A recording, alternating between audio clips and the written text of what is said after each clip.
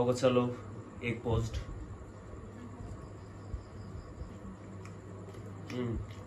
মনে হচ্ছে আমাকে টানা 1 মাস ওষুধ খেতে হবে। সো আমি পাতিল থেকে সব তরকারি ঢেলে নেব। 10 পর্যন্ত কাউন্ট করবো, আপনারা ধারণা করেন যে এটা কি রিলেটেড হতে পারে। Hello everyone, welcome to my new vlog. আশা করি সবাই অনেক বেশি ভালো আছেন। আপনারা সবাই জানেন আমি অসুস্থ। সো আজকে ঘুম থেকে অনেক লেট করে উঠেছি, বাইরে যাওয়ার কোনো প্ল্যান নাই। আজকে ব্লগটা আমার রুমে থেকেই হবে। আজকে হচ্ছে যখন ঘুম থেকে উঠেছি আমার মানে প্রচণ্ড কাশি ছিল। তারা অনেক ওষুধ দিয়েছে বাট কোনো কাশির ওষুধ দেয়নি। পরে হচ্ছে আমি ফ্রেন্ড আমাকে একটা ওষুধ এনে দিয়েছে, এটা কাশির অ্যাডোভাস, এটা হচ্ছে স্কয়ার কোম্পানির।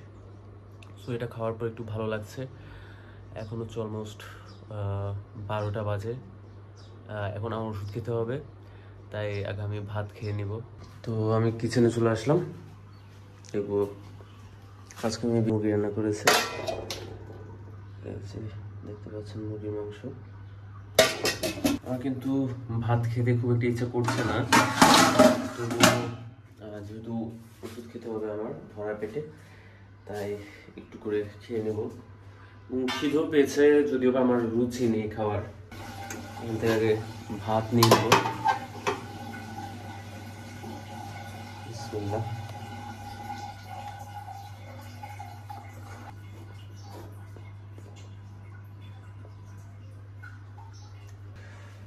আর হচ্ছে এখানে যেহেতু রাকিব খেয়ে নিয়েছে, এখানে তরকারি যা আছে, সো আমি পাতিল থেকে সব তরকারি ঢেলে নেব। ঝোল। বিসমিল্লাহ।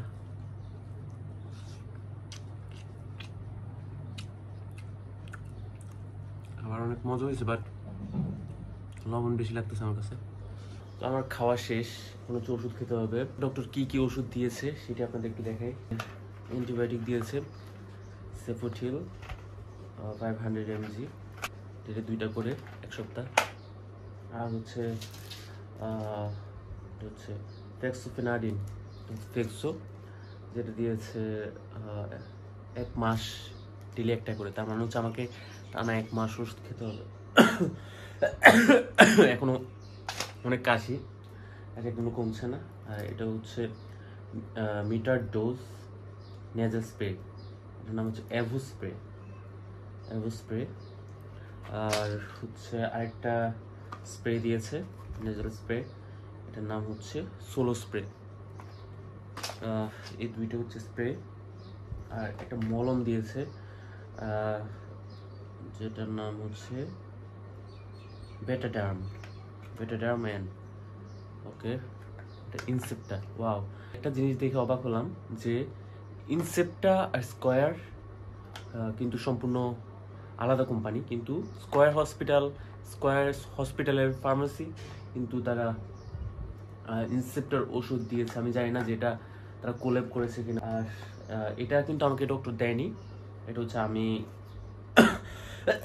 যখন দেখতেছি অতিরিক্ত কাশি, যখন মানে একদম অসহ্যকর কাশি হচ্ছিল, তখন হচ্ছে আমি এটা আমার ফ্রেন্ডকে দিয়ে আনিয়েছি।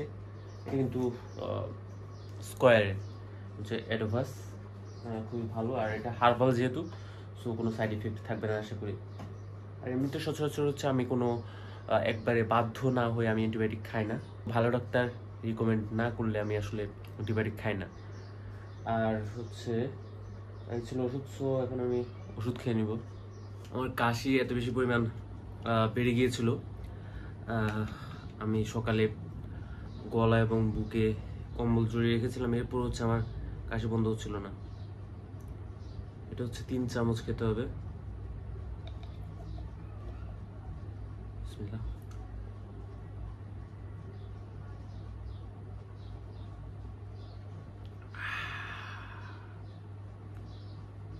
এই টেস্ট খারাপ না।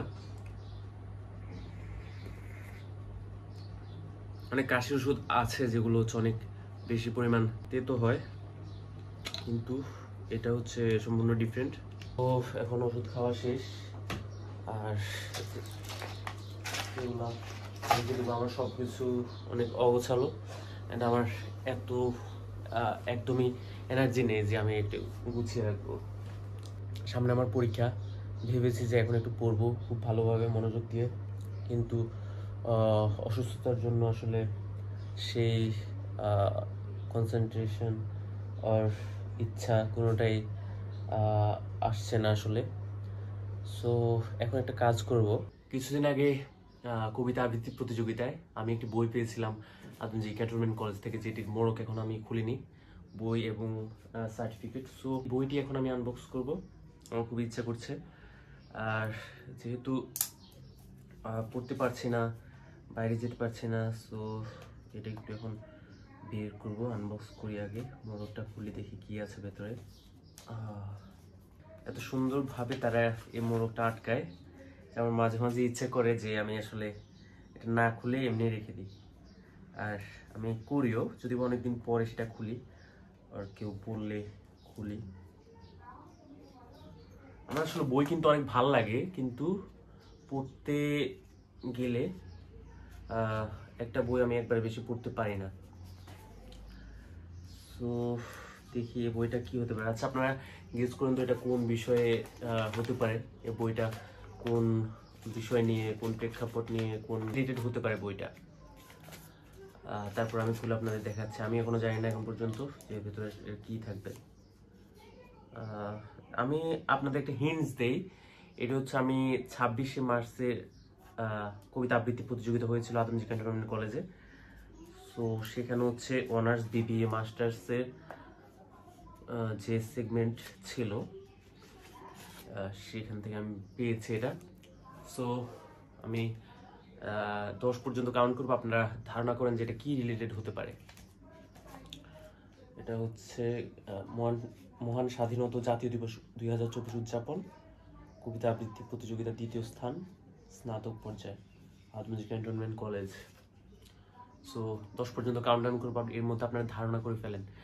আর আদমজী কিন্তু সবসময় যে বিষয় নিয়ে হয়, অর্থাৎ যে দিবস পালিত হয় সেই দিবস নিয়ে বই দিয়ে থাকে। সো একটু ভাবুন, হয়তো 10 সেকেন্ড হয়ে গিয়েছে, আমি দেখে কি কুহক। ওয়াও, এটা হচ্ছে আমাদের আদমজী ক্যান্টনমেন্ট কলেজের বাংলা ডিপার্টমেন্টের টিচার, ওনার নাম হচ্ছে জনাব ফজলুর রহমান স্যার। তো এটি হচ্ছে মূলত ওনার বই। আমি এটা খোলার আগ পর্যন্ত এক্সপেক্ট করিনি যে ওনার বই হবে। এটা কিন্তু অনেক সাড়া ফেলেছেন উনি এই বইটা দিয়ে। এই যে লেখক পরিচিতি আপনারা দেখতে পাচ্ছেন, উনি হচ্ছেন আমাদের স্যার জনাব ফজলুর রহমান স্যার। আর উনি হচ্ছে ঢাকা বিশ্ববিদ্যালয়ের বাংলা ডিপার্টমেন্টের ছাত্র ছিলেন। তো ওনার আরো অনেকগুলো বই আছে, যদি আপনাদের একটু দেখাই এই বই সম্পর্কে উনি কি বলেছেন একটু দেখি।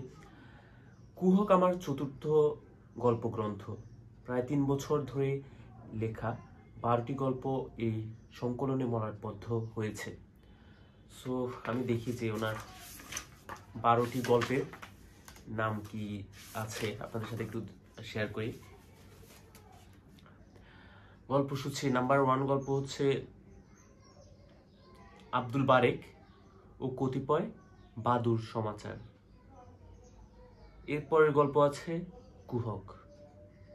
তারপর হচ্ছে ফুলওয়ালি, একজন লেখকের জবানবন্দি, অস্তিত্বে অমানিসা,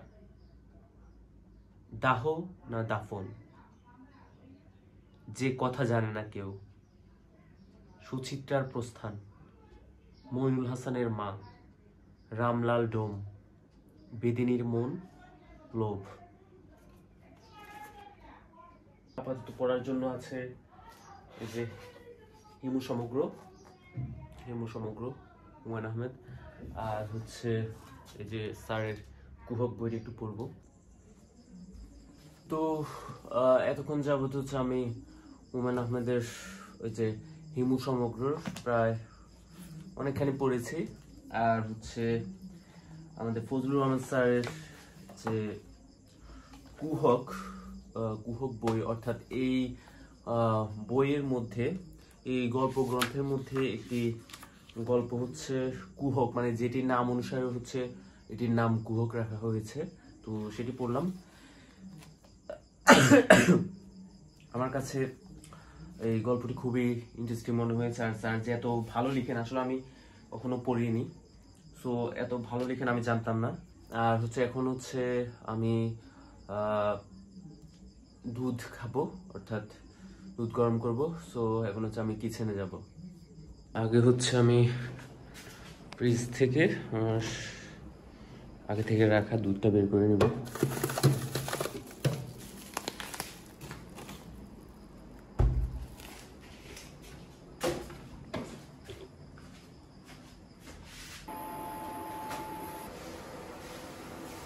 এভাবেই খেতে হবে, কিছু করার নেই।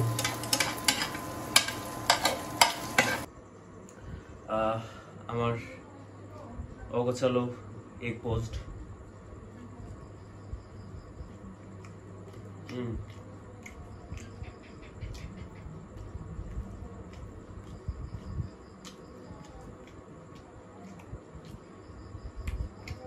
ভালোই লাগছে। এটা কোনো ফ্লেভার পাচ্ছি না, জানি না কেন। গাইজ আমার জন্য দোয়া করবেন যাতে খুব তাড়াতাড়ি সুস্থ হয়ে ফিরতে পারি অ্যান্ড আউটডোর ব্লগ করতে পারি। সো সবাই আমার চ্যানেলটি সাবস্ক্রাইব করার অনুরোধ রইল। আর নিয়মিত আমার চ্যানেলে ভিডিও আসবে প্রতিদিন সন্ধ্যা 7টায়। সো সবাই সাপোর্ট করবেন, আমাকে কমেন্ট করবেন, লাইক করবেন অ্যান্ড সাবস্ক্রাইব করবেন আমার চ্যানেলটি। ভালো থাকবেন সবাই, দেখা হবে আগামীকাল। আসসালামু আলাইকুম।